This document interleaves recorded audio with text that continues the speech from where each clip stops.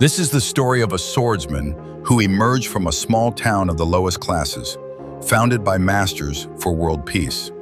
The town is called the Lizhu Paradise Cave. The small town of Lizhu Cave is blessed by the power of the dragon. This small town is protected by 4 protective objects of blessing from the 4 great teachings. In that small town, there lived a Confucian saint named Qi Jingchun. He was also the judge and guardian of the town against any unlawful acts. Qi Jingchun had a senior. She is Jian Ma in the form of an iron sword spirit.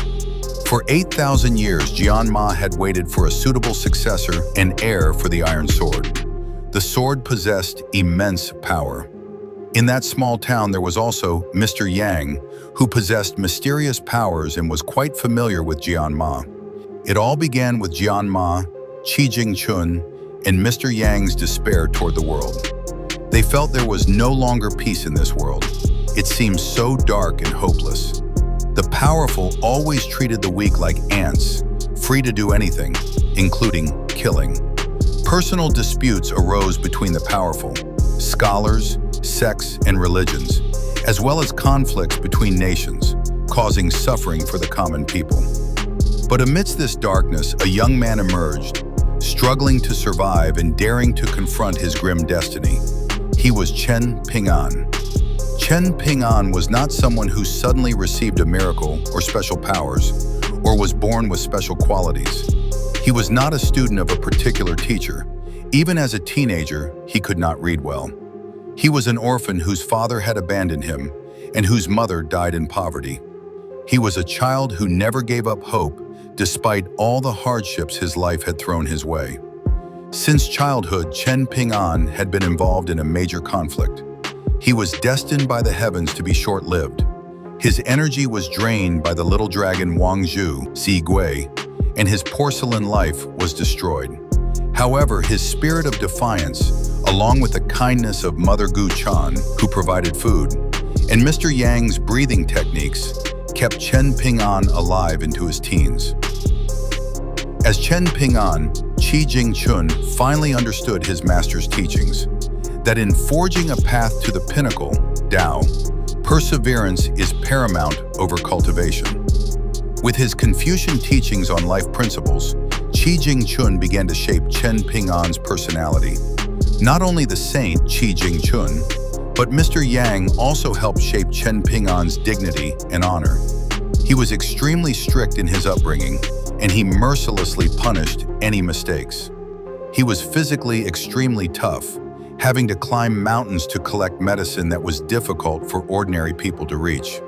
Not only that, he also taught Chen Ping'an a path to cultivation and the art of climbing breathing, which allowed him to remain fatigue-free under any circumstances.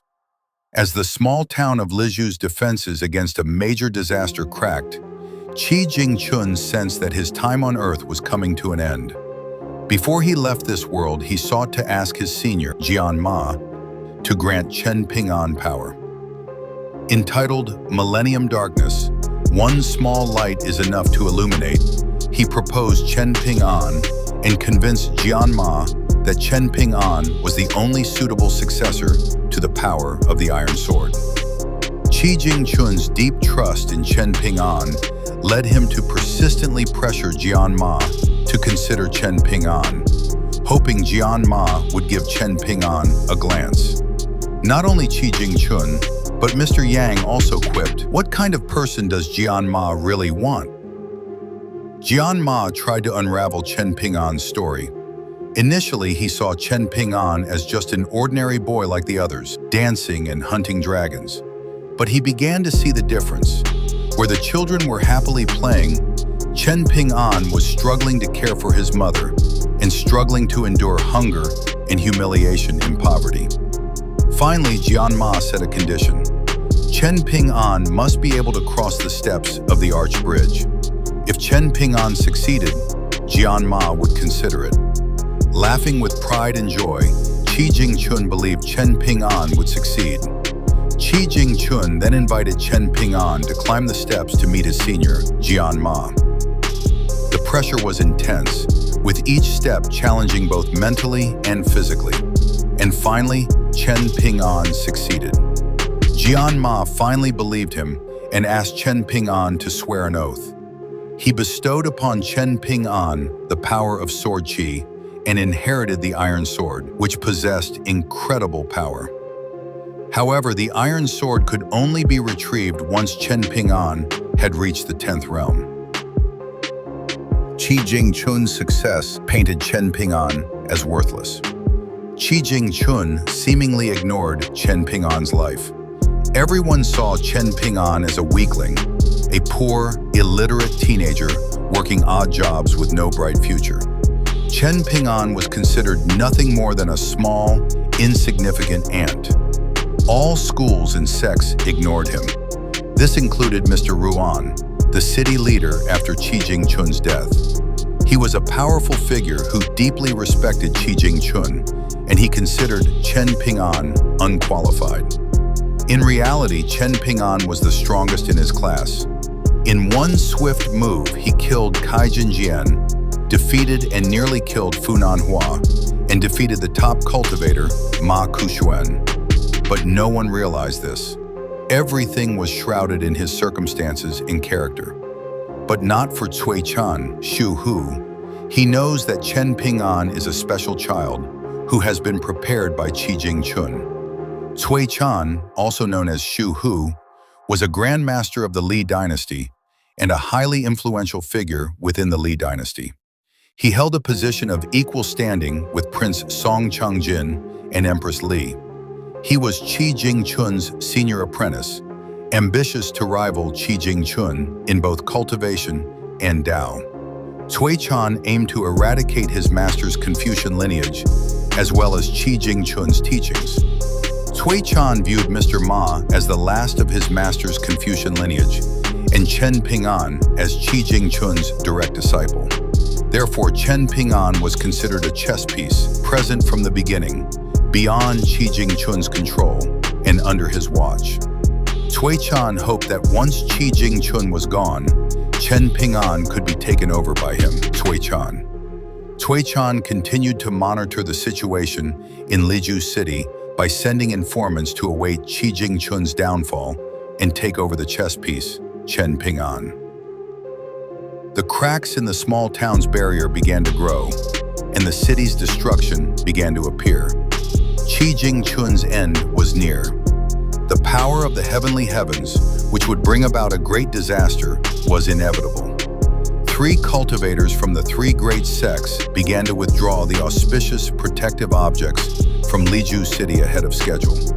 Talented children were also withdrawn and evacuated. Young Prince Song Jingxin, Song Mu, and Ji Gui were also picked up by their uncle, Song Changjin. Qi Jingchun asked Master Ma to escort his students to Sanya Academy in the Su dynasty. Various cultivator sects offered Qi Jingchun the opportunity to become their master, but Qi Jingchun refused. A heavenly disaster forced Qi Jingchun, the magistrate and guardian of the small town, to leave if he wanted to survive and follow the rules of the heavenly path. He defied the will of heaven by sacrificing himself to face the disaster alone. When the time came, the 4 powers of the heavenly teachings forced Qi Jingchun to submit and accept them. But Qi Jingchun remained silent. The heavens sent down a great storm like a rain of swords and lightning, but Qi Jingchun fought it with a spring breeze. The spring breeze blew the storm away, creating an aurora. Heaven tried again and again, but Qi Jingchun remained silent and resisted until his death. Chen Ping'an and the people of the small town were saved from the disaster. However, Qi Jingchun lost his life. Now only a small soul of Qi Jingchun remains. Cui Chan came to the small town with half of his soul to destroy the teachings of the great teacher and also the generation of Qi Jingchun's teachings. Besides that, he also wanted to see the chess piece Chen Ping'an. Cui Chan, Xu Hu, also succeeded in destroying the last lineage of the teachings of his great teacher, that is, Mr. Ma, when Mr. Ma escorted Qi Jingchun's students. And now all that remains is the lineage of Qi Jingchun's teachings, namely Chen Ping'an. He also met the remaining spirit of Qi Jingchun. Proudly in front of Qi Jingchun's spirit, he will take over control of the chess piece, namely the direct lineage of Qi Jingchun's teachings, named Chen Ping'an. And he felt that the victory of the chess game over Qi Jingchun was in sight. But all of that was shattered by the bitter reality that Chen Ping'an was not a lineage of Qi Jingchun's teachings, but a young woman named Li Baoping, who was chosen by Qi Jingchun as his disciple, lineage of teachings. And sadly, now he knows that Chen Ping'an was crowned by Qi Jingchun as the successor or direct lineage of the great Confucian teacher of Cui Chan and Qi Jingchun. Indirectly, Cui Chan is the senior brother of Chen Ping'an, the successor of the great teacher's teachings by carrying the hairpin from the teacher that all his students always coveted. And Chen Ping'an was the one who had access to Qi Jingchun's main disciple, Li Baoping, while Cui Chan, let alone access, had never even met. And even more surprising for Cui Chan, which made his inner Tao weak and lowered his cultivation, namely that Chen Ping'an became the successor of the Iron Sword. Furthermore, Song Jixian's Song Mu hatred for Chen Ping'an worries Empress Li, who fears it will hinder her son in the grand conflict and cultivation arena. For Empress Li, Song Jixian, Song Mu, is a pawn in her ambitions within the Li dynasty, just as Wang Zhu, Zigui, is a pawn prepared by the Li dynasty, a pure dragon pearl possessing immense power. Chen Ping'an is no ordinary teenager anymore. He started out struggling to survive and now has ambitions to bring peace to the world. He is known for his stinginess and frugality, possessing mature strategic skills and a keen eye for even the smallest details. He also possesses a breathtaking ability that keeps him from tiring, a knowledge of boxing techniques taught by Ning Yao, the ability to use arrows since childhood, taught by his friend, and, most importantly, his possession of sword Qi with immense power. Not only that, financially, he has 2 old shops and also has 5 mountains, namely Bulu Mountain, Kaiyun Peak, Shankao Mountain, Zhenbu Mountain, and finally Luopo Mountain. And the Lupo Mountain is now guarded by the black dragon snake monster in the Mountain God. All of Chen Ping'an's assets are managed by Mr. Ruan, the new leader of Lizhu City, and 3 of his mountains are rented to him, Mr. Ruan. Now Chen Ping'an began to move forward, bringing Qi Jingchun's students, Li Baoping and other Qi Jingchun students to the Sanya Academy, and began to enter a major conflict. With Qi Jingchun's hairpin, of course, he is the last lineage of the great Confucian teacher's teachings. All of Qi Jingchun's teachings were spread through various tokens. 2 of Qi Jingchun's most important teachings, Jing, silence, and Chun, spring wind, could accelerate cultivation. All of Qi Jingchun's teaching tokens were highly sought after by Cui Chan to be destroyed. One of them was destroyed by Cui Chan. The remaining 4 tokens are now in Chen Ping'an's possession. Among them is a crucial one bearing the word Jing, silence. Mr. Yang warned Chen Ping'an to safeguard this important token, Jing.